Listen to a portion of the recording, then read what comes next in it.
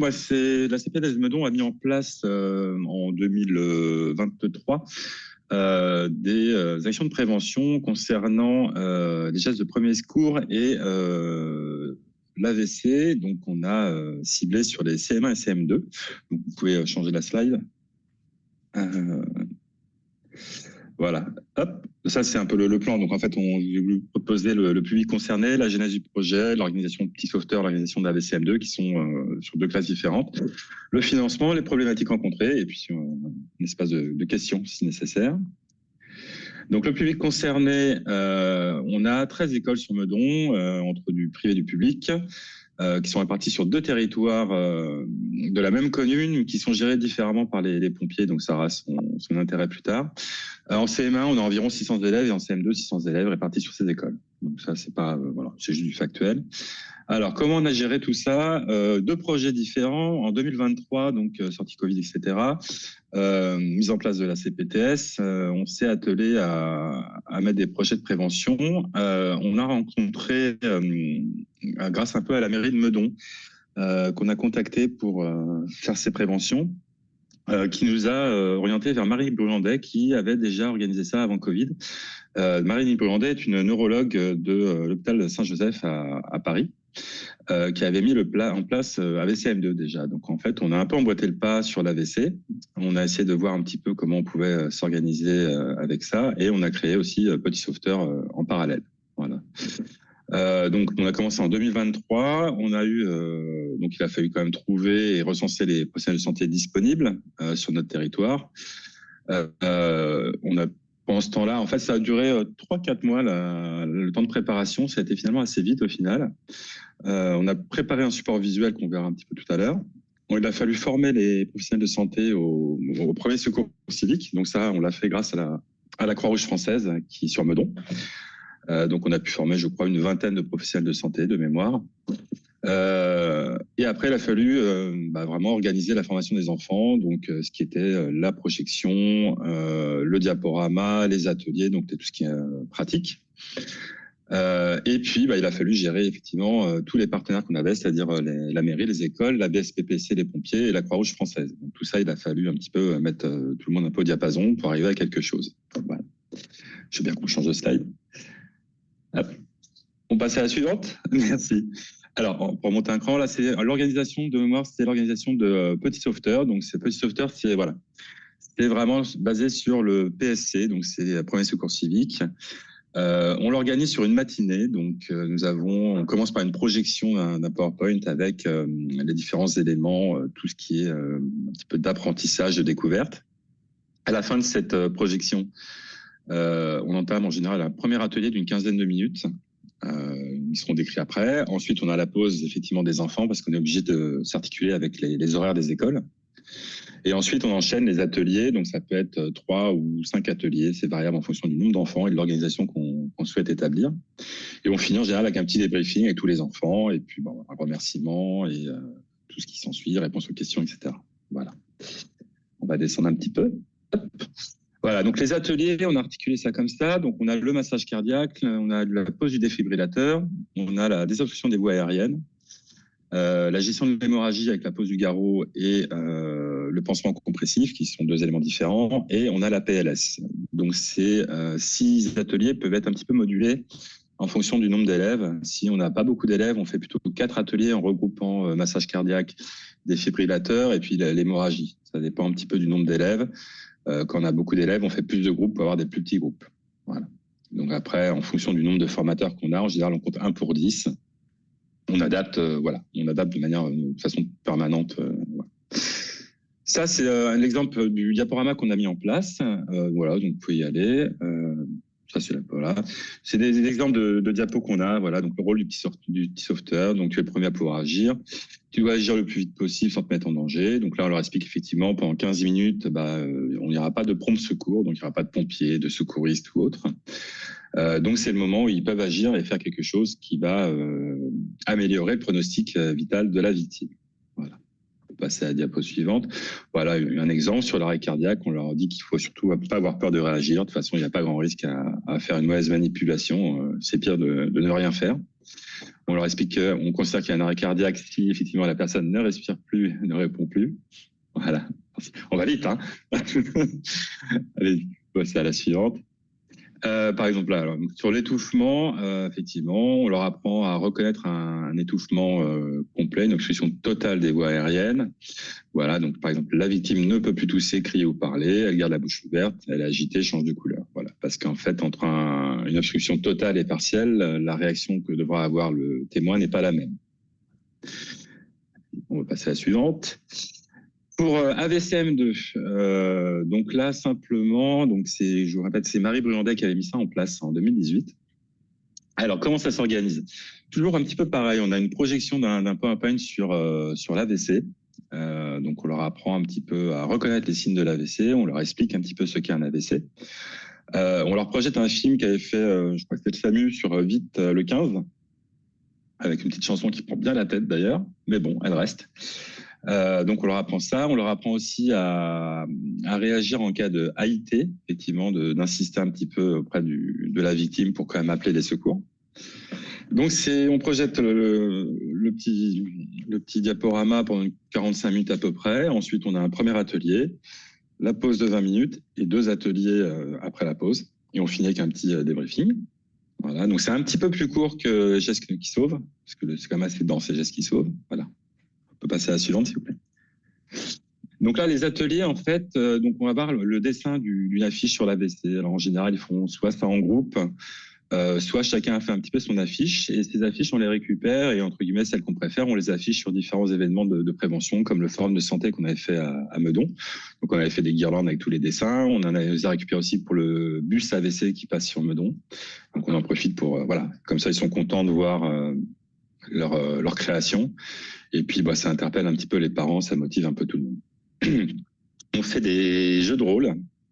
Les jeux de rôle, en fait, on va prendre des petits groupes de 4 ou 5 élèves et on va faire un jeu de rôle avec une victime, un témoin, le médecin régulateur du SAMU et des pompiers. Donc, on va rejouer un petit peu la scène. On demande en fait à la victime de façon cachée de montrer des symptômes d'AVC. Donc ça peut être perte de mobilité d'un membre, ça peut être trouble de la vue, enfin voilà, il y en a plusieurs. Donc on leur demande de jouer ça. Le témoin doit reconnaître ces signes-là, avoir la présence d'esprit d'appeler les secours après avoir mis en sécurité la victime. Et ensuite, il va falloir qu'il transmette un petit peu les éléments qu'il a au médecin du SAMU. Voilà. Ensuite, le médecin du SAMU va avoir un petit échange avec le témoin et il enverra les pompiers qui vont potentiellement refaire le petit bilan et confirmer ça. Et puis après, c'est fini. Ensuite, on a en troisième atelier la visite du camion de pompiers. Alors quand il est là, parce que malheureusement nos chers amis pompiers, en fait ils sont en astreinte en fait. Donc en fait quand ils sont avec nous, s'ils doivent décaler sur l'intervention, ils partiront. Donc des fois on a la visite du camion, des fois pas. Des fois ils nous envoient une équipe sans le camion, mais avec du matériel de bilan. Donc voilà, c'est pareil, ça fait partie des petits soucis. On s'arrange et on s'adapte en permanence. Voilà. Passez suivante. Donc l'exemple du diaporama, voilà, ça se présente un petit peu comme ça. Allez-y. Donc là, par exemple, on présente des signes avec des images un petit peu simples. Voilà. Allez-y. Voilà, ça dure à peu près 40 minutes, 45 minutes, tranquille. Voilà, là, on propose ce qu'il faut faire. Alors, le financement auprès de la CPTS, on est sur les... Alors, Sylvain, tu me dis si je dis des bêtises. Donc, pour la saison 2024-2025, on était à peu près à 19 500 € pour 1200 élèves formés. Sur cette année-là, c'est surtout les indemnisations des professionnels de santé. Sachez à savoir que petit sauveteur et AVC, ça prend quand même une matinée complète. Et ça va entre 3 et 6 ou 7 intervenants. Voilà, et on a donc 26 dates, parce qu'il y a 13 écoles dans lesquelles on fait AVC, VM2 et petit sauveteur. Voilà. Donc, c'est ça que ça correspond. Le matériel du petit sauveteur a été acheté en 2023 pour à peu près 3 000 €. Il y avait des mannequins pour le massage cardiaque, un gros mannequin qui était un peu mieux fini. On a acheté des gilets M-Niche pour faire les manœuvres de désobstruction des voies aériennes. Et puis on a acheté plusieurs mannequins, effectivement, de tailles différentes, adultes, enfants, nourrissons. Voilà. Donc, un peu de matériel d'investissement de base. Et voilà, comme je vous disais, le plus gros poste de l'organisation, c'est les DPS, c'est compter un pour 10 élèves. Donc, si je prends le nombre d'élèves formés, ça fait à peu près 120 formateurs sur la saison. Voilà. Hop, les problèmes rencontrés, parce qu'on en a eu pas mal sur la genèse. Allez-y. Alors, au niveau humain, il a fallu trouver les personnes motivées et disponibles. Donc ça, vu qu'on était en plus au départ en création de la CPTS, personne connaissait vraiment un petit peu ça, donc il a fallu gratter un petit peu. Donc on a réussi à en trouver quelques-uns. Maintenant, de mémoire, on doit être une bonne quinzaine d'intervenants réguliers sur ces deux activités. Donc, il a fallu les former. Donc, ça, grâce à la Croix-Rouge, on a pu les former au PST, donc qui était tout à fait au fait du programme pour petits sauveteurs. Et Marie Bruandet nous a gentiment fait une formation sur l'AVC pour pouvoir ensuite transmettre lors des interventions en CM2. Et puis après, il faut quand même arriver à maintenir la cohésion et le plaisir de faire ces actions. Parce que c'est de la RH, hein, c'est la relation humaine. C'est vraiment, voilà, il faut arriver que tout le monde soit dans le même but. Voilà. Au niveau de l'organisation, il y a eu pas mal, donc il y a beaucoup d'intervenants avec des niveaux de compétences différents. C'est-à-dire, quand je dis ça, c'est que tout le monde n'a pas les mêmes compétences médicales, les mêmes compétences en informatique, en gestion des enfants, en communication. Donc tout ça, ça fait voilà, pas mal de petites choses à gérer au début. Il faut ajuster. On a eu des petites difficultés à entrer en relation avec les écoles, et ça, la mairie nous a bien aidés en fait, puisque en fait Marie Bruandet avait déjà déblayé un peu le terrain avec Madame Lanlot, qui nous permis de prévenir les écoles entre guillemets qu'on allait les solliciter. Ils ont pu nous donner en fait le listing des écoles avec le nombre d'élèves, etc., etc. Donc ça, c'était vraiment une relation avec la mairie qui a été bien facilitatrice. Après, il a fallu effectivement expliquer aux écoles les projets, à savoir qu'ils sont assez sollicités en fait pour pas mal de choses, et ils sont pas tant de temps que ça en fait. Voilà. Et puis après, il a fallu synchroniser les différents intervenants. Donc, comme je vous ai dit, il y avait la mairie. Maintenant, ça c'est à peu près réglé. Les écoles, donc il a fallu établir des calendriers, sélectionner des dates, etc. Les mettre en relation avec tous les intervenants et les pompiers, deux brigades différentes, puisque Meudon, on a la BSPP de Meudon, et Meudon-la-Forêt, c'est la BSPP de Plessis-Clamart. Donc en fait, ça fait un intervenant en plus. Donc tout ça, on a réussi à organiser ça via des tableurs partagés, hein, au départ, c'était un peu compliqué parce que les gens qui ne maîtrisaient pas l'outil informatique faisaient des erreurs dans les tableurs, effaçaient des versions. Enfin, c'était un peu compliqué. Maintenant, les gens sont un peu plus au fait et ça marche plutôt très bien. Puis les difficultés de communication, ça c'est le grand classique. Il peut y avoir des petits parasitages entre des dates qui n'ont pas été mal comprises, etc. Donc ça, en fait, on est agile et on s'adapte en permanence. Et puis les financements, vous avez vu que 19 millions sur cette année, ça dépasse un petit peu les indicateurs sur l'AVC et les indicateurs précis sur l'AVC et Petit Sauveteur. Donc ça, on est en négociation permanente avec la sécurité sociale pour augmenter ces crédits-là. Voilà. Et après, je ne sais plus s'il y a des questions, j'y répondrai avec plaisir. Merci beaucoup, Renaud. Avec plaisir. Effectivement, s'il y a des questions, n'hésitez pas, c'est le moment, et sinon, un peu plus tard, via le chat. Du coup, vous renouvelez pour l'année prochaine ? On est déjà reparti. Là, on a réussi cette année à lancer la saison 2025-2026. Et les écoles, pour dire que ça marche plutôt pas mal, les écoles se sont inscrites en même pas une semaine, les pompiers en même pas une semaine. Donc, au niveau de la communication, de l'organisation, c'est pas mal amélioré. Et eux aussi, d'ailleurs. Voilà. Et la Croix-Rouge ne faisait pas déjà des actions à destination de ce type de public ? Alors, la Croix-Rouge fait plein de formations de premier secours, enfin même plein de formations tout court. Le problème, c'est qu'on n'a pas beaucoup de formateurs à la Croix-Rouge, et que la Croix-Rouge fait des formations, le PSC, premier secours civique, qui sont des formations validantes. Donc, c'est des formations certifiées et validées par la préfecture. Donc, ça demande des critères assez particuliers. Et pour vous dire, à Meudon, on est 3 formateurs en premier secours. Donc, on est tous des bénévoles. Donc, effectivement, on n'a pas tous forcément le temps de gérer ça. Dès qu'on ouvre des créneaux à Meudon, ils sont complets. Chez nous, il y en a là jusqu'au mois de décembre, je crois qu'il y a 6 dates. D'accord. Elles sont déjà toutes pleines.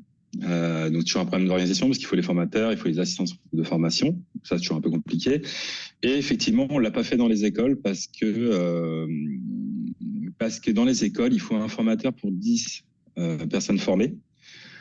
si on veut vraiment rester dans le cadre de la Croix-Rouge. Et là, pour le coup, ça serait pas possible parce que j'ai pas 10 formateurs de premiers secours disponibles à la CPTS. Donc nous, les formations qu'on fait à la CPTS, c'est des formations d'initiation. C'est pas des vraies formations, c'est de l'initiation. Même s'il est plutôt complet sur le PSC, il reste quand même un peu limité et il n'est pas certifiant. Voilà. Okay. Et c'est pour ça que la Croix-Rouge le fait pas. La Croix-Rouge le fait, alors d'autres choses, elle fait l'initiation au geste qui sauve. D'accord? Donc c'est l'IG geste qui sauve QS. Il y a d'autres façons, il y a aussi l'IPSEN, donc là c'est plutôt pour les formations, alors c'est des initiations un peu plus courtes pour qui s'adressent plus aux personnes qui sont entourées, qui gèrent des enfants et des nourrissons. Là par exemple ils vont en faire auprès de la mairie de Meudon. Voilà. Mais non, ils n'ont pas pu. Pour l'instant, on n'a pas géré ça avec eux. En Croix-Rouge, c'était pas notre programme. On a une formation au public qui est tout public, mais on n'a pas organisé effectivement de choses comme ça, un peu plus en groupe. Voilà. Et moi, j'essaie de voir si on pouvait faire ça dans le collège ou le lycée Rabelais qui est à côté de chez nous, qui est un gros lycée. Mais là, effectivement, il me faudrait du pompier, de la Croix-Rouge, enfin, il y a pas mal de monde. Voilà, donc il y a plein de projets sympas. Il y a une question dans le chat. Il y a une question sur le chat. Qui demande si une participation financière est demandée aux élèves. Non, absolument pas. Absolument pas. Oui, non, parce que là, si on commence à faire ça, ce serait compliqué. Remarquez, ça impliquerait les parents, on va y penser. Non, mais c'est pas le but. Le but, c'est vraiment de former un peu les enfants, enfin les former, les initier au geste qui sauve et surtout à l'alerte, et accessoirement, par ricochet, toucher les parents. Que les parents viennent se former, voilà, donc on les sensibilise un petit peu à ça. Et comme pour l'AVC, en fait, le but, c'est quand même que ça arrive aux oreilles des parents. Mais non, on n'a pas de tout le budget sur la CPTS. Ouais. Ce que je peux rajouter, donc moi je suis président de l'URPS Kiné, mais je suis aussi membre de la CPTS de Meudon, c'est pour ça que Renaud fait appel à moi. Et en plus, je suis le trésorier, donc c'est parfait. C'est pour ça que je suis de près cette action. Clairement, cette action, elle aurait disparu si en fait la CPTS n'avait pas existé. C'est-à-dire que c'est vrai qu'on a des initiatives dans les écoles faites par les parents d'élèves, et Marie Brandet était un parent d'élève, et en fait, la CPTS apporte la continuité de l'action sur le long terme. Et la motivation et je dirais le recrutement et l'organisation. Donc le rôle entre guillemets de Renaud qui est donc kinésithérapeute et chef de projet et membre de la CPTS et membre du bureau et notre coordinatrice pour gérer tout entre guillemets l'administratif en lien avec les écoles est important et ce couple est important. Voilà. Et ce qu'a amené la CPTS de Meudon à ce projet, c'est la pérennité, c'est la mobilisation de tous les acteurs qui au départ étaient bénévoles et là on a des professionnels de santé de Meudon qui entre guillemets se forment et informe, et en informant les autres se forme aussi. Donc c'est vrai que les réunions, le lien avec la Croix-Rouge, avec les pompiers, nous permettent de faire d'autres actions ou d'envisager d'autres actions, alors que si c'était resté une action typiquement parents d'élèves, école, mairie, complètement différente. La CPTS a permis aussi de sécuriser entre guillemets vis-à-vis de la mairie, l'intervention des professionnels de santé dans les écoles, parce que c'est vrai qu'on a des problèmes aujourd'hui, et vous le savez très bien, je dirais de relations avec les enfants. Et donc de ce fait-là, c'est vrai que pour une mairie, avoir une communauté professionnelle territoriale de santé qui gère, entre guillemets, cette entrée et ce lien avec les enfants est aussi très important. Donc n'hésitez pas, les CPTS, à aller voir les mairies pour rentrer dans les écoles, parce que c'est vraiment, notamment les écoles primaires, après collège, lycée, c'est département et région, mais le fait de rentrer déjà dans l'école, c'est bien plus facile de rentrer par la mairie que rentrer par le rectorat, qui ont des portes bien plus closes que celles des mairies. Voilà, donc c'est juste ce que je voulais rajouter à cette belle expérience. Merci.